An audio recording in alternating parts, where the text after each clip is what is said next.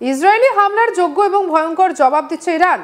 ফাতা-1 মিসাইলের পাশাপাশি ইরানের হাতে থাকা সেজ্জিল মিসাইলও ইসরায়েলে ছুড়েছে ইরান। ইসরায়েলের এয়ার ডিফেন্স সিস্টেম কিন্তু ইরানের হামলা পুরোপুরি রুখে দিতে পারেনি। ইরানের বেশ কয়েকটি প্রশাসনিক ভবন, হাসপাতালেও আছড়ে পড়েছে ইরানের দূরপাল্লার ব্যালিস্টিক মিসাইল। এর মধ্যে রয়েছে ইসরায়েলি সেনাবাহিনীর বৃহৎ কমান্ড গোয়েন্দা ঘাঁটি বংবের সেভায় সোরোকা হাসপাতাল সংলগ্ন গাভ-ইয়াম প্রযুক্তি পার্কে অবস্থিত সামরিক গোয়েন্দা কমপ্লেক্স। এর মধ্যে আবার কয়েকটি মিসাইল আছড়ে পড়লেও ফাটেনি, আর সেটা ইসরায়েলের পক্ষে কিছুটা হলেও অস্বস্তির বিষয়।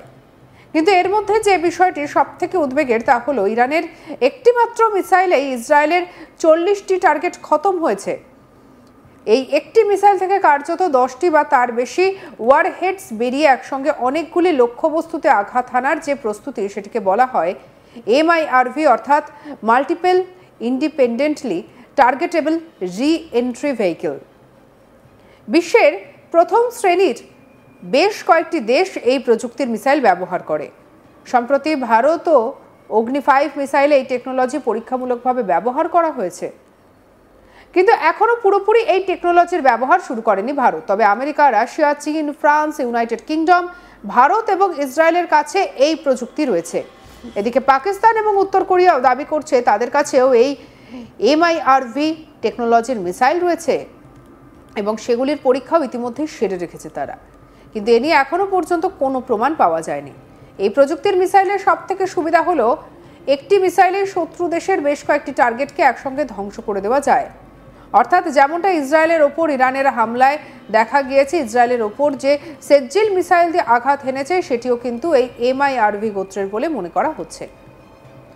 কারণ একটি মিসাইল ছুড়েই একসঙ্গে বেশ কয়েকটি টার্গেটে আছড়ে পড়েছে আরও অনেক ওয়ারহেডস।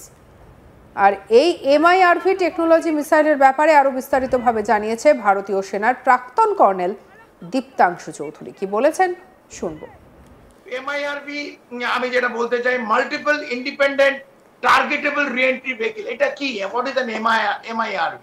MIRV হচ্ছে একটা মিসাইল, ধরুন এই আমি ধরে নিই সেজিলে যদি MIRV থাকে, MIRV নিয়ে করে ভেরিয়েন্টস আছে। সো MIRV ভেরিয়েন্টস মিসাইল, একটা মিসাইল যাবে কিন্তু যেখানে স্ট্রাইক করবে, যে টার্গেটে স্ট্রাইক করবে, যেটা তেল আবিবে গতকাল হয়েছিল। অনেকে এটা জানেন না, অনেকে গণমাধ্যম দেখাতে পারেনি এবং ন্যাশনাল মিডিয়া, ইন্টারন্যাশনাল মিডিয়াও এটা দেখায়নি। এই MIRV যে মিসাইল আছে, এই MIRV মানে হচ্ছে মাল্টিপল ওয়ারহেড। একটা মিসাইল থেকে স্ট্রাইক করার আগে এটা ধরে নিন 15টা ওয়ারহেড আর 20টা ওয়ারহেডে এটা বিভিন্ন অ্যাঙ্গেলে বিভিন্ন অবজেক্টে যাবে। তো মিসাইল যাচ্ছে একটা জায়গায়, ধরুন তেল আবিবে, কিন্তু তেল আবিবের 10টা জায়গায় 10টা অবজেক্টিভে এই MIRV বিভিন্ন ওয়ারহেডকে হিট করবে। যেটা গতকাল আমরা দেখেছি IDF হেডকোয়ার্টার, ইন্টেলিজেন্স বিল্ডিং, এই দুর্ভাগ্যজনক এই সারানগা হসপিটালে এই সমস্ত স্ট্রাইক হলো। তো ইরানের যা ব্যালিস্টিক মিসাইল এখন পর্যন্ত আছে, ওরা হয়তো এই 7-8 দিনে 20% থেকে 30%, আমি বলছি, তাদের যে আর্সেনাল সেখান থেকে খরচা হয়েছে। ওদের কাছে এখনো নিয়ার অ্যাবাউট 60 to 70% আরো ব্যালিস্টিক মিসাইল আছে, which can hit Europe, which can hit যে কোনো মার্কিন যুক্তরাষ্ট্র যেসব বেস আছে মিডল ইস্টে, যদি না ওরা সরিয়ে থাকে। আমাদের কাছে ইনফরমেশন আছে ওরা সরিয়ে দিয়েছে। এবং তার সাথে সাথে যে ক্যারিয়ার ব্যাটল গ্রুপ, যে ক্যারিয়ার ব্যাটল, ওদের যে এয়ারক্রাফট ক্যারিয়ার, বিভিন্ন USS Nimitz, USS Truman, USS হার, এই বিভিন্ন, যেটা আমরা এখন ইন্ডিয়ান ওশান অথবা মেডিটেরেনিয়ান অথবা পার্সিয়ান গালফের আশেপাশে ঘুরে বেড়াচ্ছে, it is in direct target of Iran. তো ইরানকে লাইটলি নেওয়ার কোনো মানে আমরা ধারণা করা উচিত নয়। ইরান, আবার বলছি, is not Gaza. Iran can strike back. Iran can strike back in all Middle East country. Iran can also strike back in European country. প্রসঙ্গত এই মিসাইল টেকনোলজির মিসাইল প্রথম ব্যবহার করা হয় 1970-এর দশকের গোড়ার দিকে। আর এই মিসাইলটি নিয়ে আমাদের কালিক স্বপনের সঙ্গে আলোচনায় ঠিক কি উঠে এসেছে শুনবো। মিসাইলের সংখ্যা এটা খুব ইম্পর্টেন্ট, সবচেয়ে বেশি ইরানের কাছে, এতে কোনো সন্দেহ নেই। ইসরায়েল সহ কোন কোন আমেরিকার বন্ধু দেশে কত দূরে পড়বে, আমরা এই যে মিসাইলগুলো এখানে তার রেঞ্জগুলো আমরা দেখাচ্ছি এখানে। এই Sejjil 2000 kilometre, Emad 1700 kilometre, Ghadr 2000 kilometre, Shahab 1300 kilometre, এই 2000 কিলোমিটার, হোভেইজে 1350 কিলোমিটার। এই হচ্ছে গিয়ে ইরান, একটা পুচকি একদম ছোট্ট এক ফালি, তার মধ্যেও আবার অনেক বিতর্ক রয়েছে একটা দেশ হচ্ছে গিয়ে ইসরায়েল।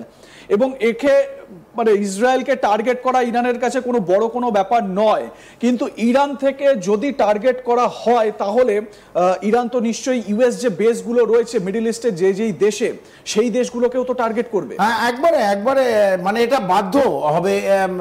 স্বপন, আপনি যেটা দেখালেন সেজিল এই 2000, এটা কিন্তু গতকাল মানে আজ ভোর রাত্রিরে ভারতের অলরেডি এটা পড়েছে হচ্ছে আমাদের তেল আভিভে, যে একটা হসপিটাল সাউদার্ন ইসরায়েল এবং আইডিএফ এর একটা কমপ্লিট হেডকোয়ার্টার, যেখানে ইন্টেলিজেন্স অফিসিয়ালরা বসেন, ইন্টেলিজেন্স অফিসিয়াল, আমি বলছি না মোসাদ, সেই বিল্ডিংটা কিন্তু ভেঙে গেছে। সেই সেজিল 2000 কিলোমিটার, 1500 কেজি তার detonation factor, 1500 KG complete area devastation করে। অনেক লোক বলছে যে এই হসপিটাল কেন ভাঙলো? যখন সেজিলের মতন একটা মিসাইল যাবে, ক্ষেপণাস্ত্র যাবে, সেটা একটা এরিয়া টার্গেট, সে দেখে বুঝবে না এটা হসপিটাল, এটা কার বাড়ি। যে যখন ইসরায়েল গাজায় মারছিল হামাসের নাম করে একটা জঙ্গি সংগঠনে, তখন মারছিল হামাসকে, কিন্তু সেখানে মরছিল সাধারণ মানুষের ওপর, শিশু মৃত্যু হয়েছে, মহিলা মৃত্যু হয়েছে। তখন তো মার্কিন যুক্তরাষ্ট্রের কান্না আমরা দেখিনি, ট্রাম্পের আওয়াজ দেখিনি, বাইডেনের আওয়াজ দেখিনি। সেই জায়গায় ইরানকে আবার বলছি গাজা ভাবা দরকার নেই, যেটা আপনি খুব সুন্দর এই সেজিল, এমাদ, গাদার, শাবাব, খোরামশার, এটা একটা ভয়ঙ্কর আমি বলছি মিসাইল, যেটা 2000 কিলোমিটার, যেটা মিডিয়াম রেঞ্জ, যেগুলো আপনি সমস্তই দেখাচ্ছেন মিডিয়াম রেঞ্জ। এরপর ফাতে 2 আছে, ফাতে 3 আছে, লং রেঞ্জ মিসাইল আছে বিভিন্ন জায়গায়, শুধু ইসরায়েল না, যেখানে যেখানে যদি মার্কিন যুক্তরাষ্ট্র ইরানের কোন জায়গায় প্রথম অস্ত্র দেয়, এর মধ্যে থেকে কিন্তু এই বিভিন্ন যে বেসগুলো আমরা দেখলাম, কাতার হতে পারে, সেটা বাহরেন হতে পারে, সেটা সিরিয়া হতে পারে, ইভেন ইরাকের মধ্যে, এই সমস্ত জায়গায় কিন্তু এই মিসাইলগুলো গিয়ে ইউএস এর যেখানে সামরিক বাহিনী আছে সেগুলোকে কিন্তু ধ্বংস করে দেবে একদমই। এবং ইরানের কাছেও নিশ্চয়ই সেই স্ট্র্যাটেজিও রেডি রয়েছে, যে কোনো দেশ যদি এই রকম ভাবে আত্মনির্ভর হয়ে যায় তাহলে তাদের কাছে স্ট্র্যাটেজিও রেডি থাকে।